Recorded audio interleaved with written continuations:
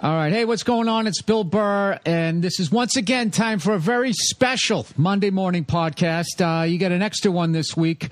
And as always, whenever I do that, you know it's not just going to be me running my mouth. I always have a great guest, and this time is no exception. Please welcome the multi-talented, the multi-business owning from Entourage, Jerry Ferrara, man. I don't think there's any way I could live up to that introduction What are you talking about, just dude? gave me. You're one of the guys that, like, when I found out you were co-owner of that Fat Sal's. Oh, yeah. Which is this great sandwich place out here. When I found out that you were one of the co-owners, I was telling my wife, I'm like, see, that's what most artists don't do.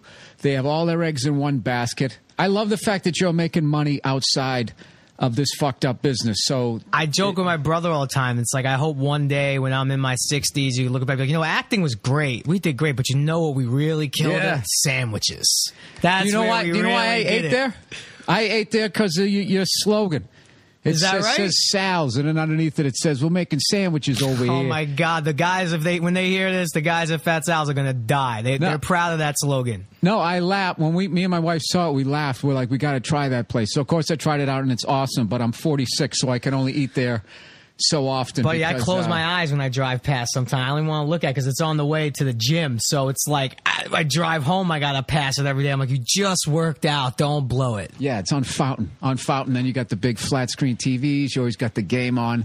It's unreal. It's like for someone like me, that's literally a moth going to the light. But the reason you're here is you have a new podcast coming out called Bad for Business. Yeah, it's 3 weeks old, and it's bad for business because I really don't know what the hell I'm doing.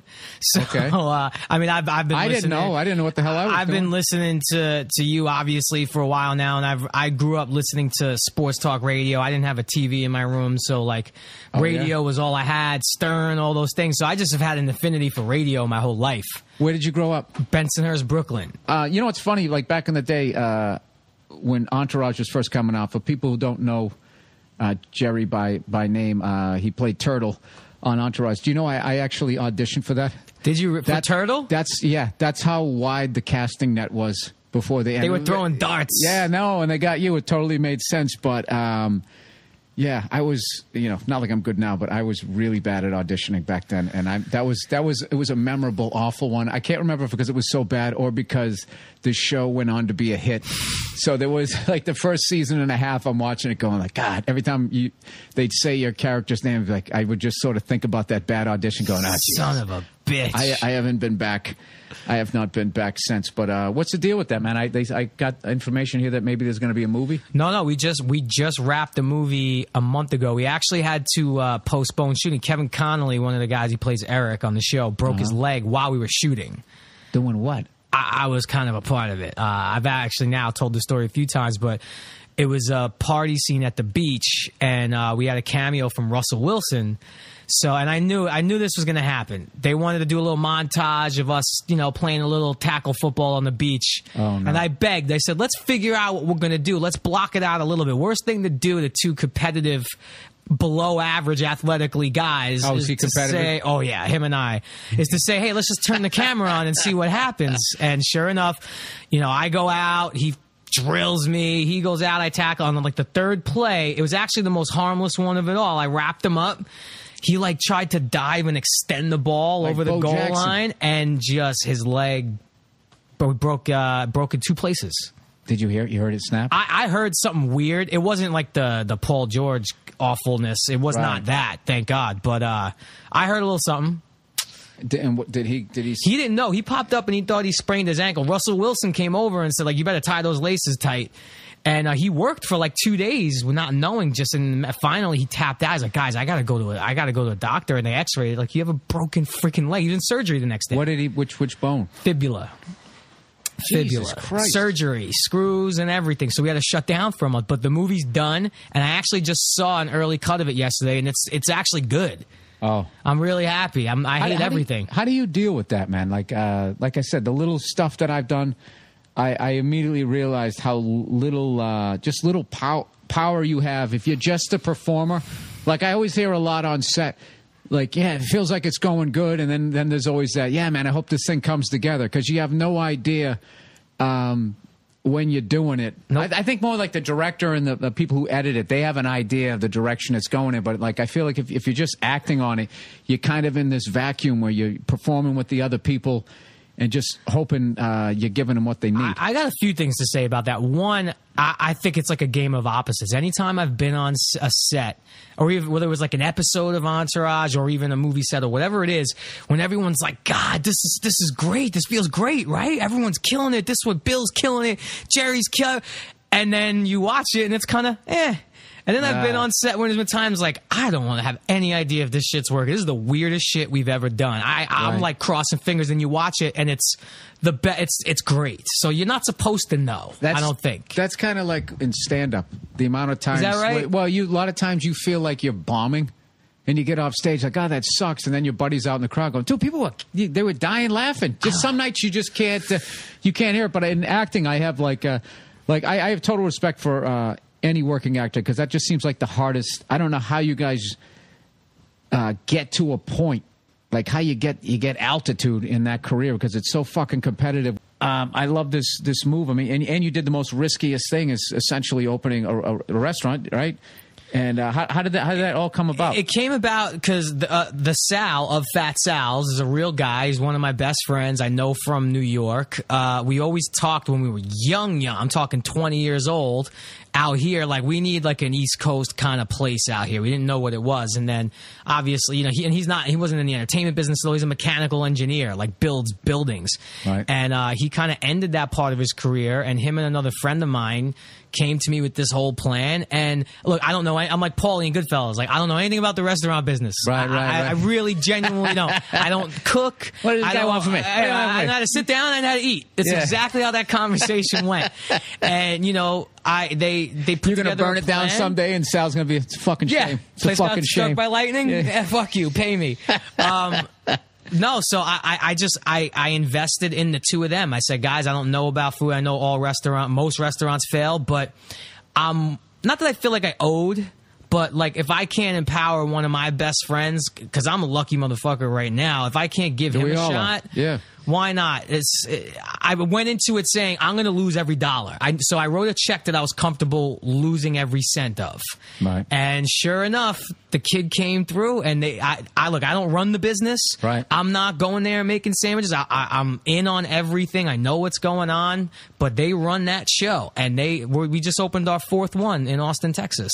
Dude, you got to update your bio. You're killing it so much. They told me you had 2 locations. Now you got 4. Well, you had to be comfortable if your buddy knew how to build and design a building that he could make a sandwich. I mean, that's got to be a joke. Yeah, but he also built out the places because of his background. And the other guy, Josh of Fat Sal's, he's the one I think came up with that we're making sandwiches over here. Right. He's been in the food industry his whole life, so they were the team. And I said, I'm betting on you guys, because the first one was at UCLA, Westwood, the great first location. Spot. And I said, they have a great way of making everyone feel like it's your spot, like you're a VIP. I'm like, these kids are gonna come to hang out with you two. And sure enough, I hate to say I told you so, I was right about that. And then, but they took it from there. So this Arturo Gatti movie, now this is going to be it's going to go all the way. Obviously, going to go the. I don't want to ruin the end of the movie, but I know how his life ends. Right, and that's the thing. Which is really sort of like open ended as to whether. Was it officially ruled like a suicide? It was officially ruled a suicide. Arturo Gatti, after he retired, he went to Brazil, and with his wife at the time, they were going and the kid, and he was found dead, and the government there ruled it. It was ruled a suicide. His wife was actually in jail on trial for the murder, and she was not guilty, acquitted, and now she's back here. While we will not be able to literally make the movie and say she killed him, the goal of the movie, without giving away all too much, is if we tell this guy's story correctly, you as an audience member will be able to walk out saying there's no no fucking way he hung himself with a pocketbook strap from the staircase and ended up under the island of the kitchen. Like, I have the reports. It's mind blowing the way they say it went down. So this movie's being made because his longtime manager to Pat Lynch, great guy. He's actually in the documentary a lot. The Gaddy Ward tale, the HBO documentary that Wahlberg voiced over, and one of the greatest fights of the last. Man. Was that last century? Was that already the 90s? Like 98? No, I think it was early 2000. I think it was 2002 was the first fight, and I remember I watched that fight live. It was at Mohegan Sun. 2,000 people there, and Jim Lampley actually says in the fight, man, he's like, man, I bet you these 2,000 people did not realize they were walking into maybe the best fight they'll ever see in their life. At the fight? No, he was commentating the fight, and he was just saying, he's looking around the small little arena, 2,000 people. He's like, I bet the 2,000 people. I'm saying, here. Are you watching it on a big screen, or are you at the fight? No, I was watching it at home. Oh, okay. Here, probably on break from working at Boston Market, stoned, probably watching the fight with some mac and cheese, and Mark played Mickey Ward in The Fighter, and it's a great movie, and I love Mickey Ward as well. And, they weren't at a place really to get into the Gaddy Ward stuff, so I think this is that's why Mark wanted to be involved, that's the next step, is showing that bromance, the ultimate bromance of Arturo and Mickey Ward. Right. How crazy is Bob Saget? I love him. I'm obsessed with him, and he did something really cool. My nephew, who's now watching Full House, my mom bought him all the DVDs. It's his favorite show. He's 5 years old. He wants to call me Uncle Jesse. He asked me. He's like, "Can I call you Uncle Jesse instead of Uncle Jerry?" I'm like, "Yeah, sure." So I tweeted that, and Bob, who Bob saw, he must follow me, and wrote DM me look, if the kid's ever in town, bring him to Fat Sal's. I'll come meet him. Like, Bob, if my nephew sees the real, he might see the first 5-year-old heart attack of ever. Yeah. He might just fall on the floor. So he's a great guy. I did a benefit with Saget last week, and that guy, he's out of his fucking mind. Love him. He goes on stage and he starts wishing the disease we're trying to stop. He's wishing the disease on the club owner. And it's the funniest 5 minutes I've seen in a while, and the crowd's all uncomfortable and squirmy. There's of course a couple of people that get it, that he's just joking around, but he goes up and he just goes up and riffs. So he'll talk himself into a hole, and he just keeps digging it. He doesn't try to get out. He tries to dig all the way through and come out the other side down in China, and that's what he did. He felt him going, and he just kept. He's out of his mind. It's one of my favorite comics to watch because of that style, and then also because of all the people that watched Full House, and they still think there's going to be this. And America's Funniest Home Videos. Yeah, that there's going to be this. Forget that. Yeah, this family sort of entertainment kind of thing. Quick Bob thing, and Doug Ellen actually said, the creator of Entourage said this on my podcast, when he went to Bob Saget to do the show, Doug wanted to play Bob as broke. Right. Living somewhere, and Bob was like, "Look, Doug, I'll do one thing I won't do. I won't play broke, right? Because I won't play." So Doug was like, "All right, well, what about would you have sex with prostitutes?" He's like, "Yes, done easily, but I won't play broke." He would not play down on his luck broke Bob, but he's like, why not? I'll have sex with prostitutes. Yeah, of course. Oh, because he just thought it was he just didn't want to do it. That was his one. I'm not playing broke because that it just doesn't fit with what I do. That's probably a smart move too, because so many people would think that he actually did that. Where if you just do the prostitute thing, it fits with his comedy a little bit, I guess. And if you know him, you don't really take that seriously, but you maybe kind of wonder in the back of your mind, wait, maybe. No, he's great. Oh Jesus, all these memories are coming back. I was walking my dog, and there's a house that I walked by that you guys, I didn't even realize I was watching a rerun, and you guys shot with Ralph Macchio there.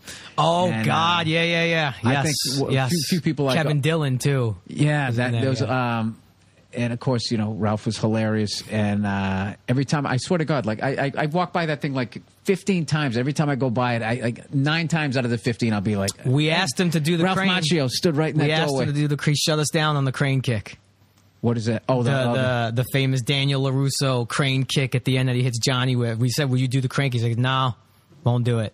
And you only asked once, right? Oh yeah. Out of respect, of course. You asked once. He says, "No." We really tried to never make anyone uncomfortable. If a cameo came on, they really had control how That's far cool, they want it. Yeah, it was never done with, like, you're in on the joke. We're not trying to make you look like a dick. If you're uncomfortable, either don't do it or we'll change. Doug was always great about that. But anyways, I hope what little I can do on this podcast, I hope makes Bad for Business a big hit out there. And congratulations on this Arturo Gotti thing, man. I can't wait. And I'm going to hit your fat cells pretty soon. Oh, you're VIP now, Bill. You're absolutely. VIP now. All right, Jerry. Thanks a lot, man. Thanks, man. All right.